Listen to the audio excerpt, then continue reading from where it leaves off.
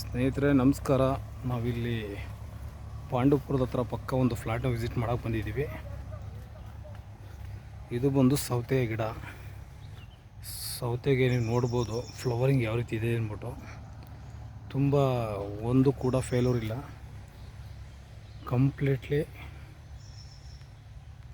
ಸೌತೆ ಗಿಡದಲ್ಲಿ ಫ್ಲವರಿಂಗ್ ಇರುವಂಥದ್ದು. ತುಂಬ ಬ್ಯೂಟಿಫುಲ್ಲಾಗಿ ಬಂದಿದೆ.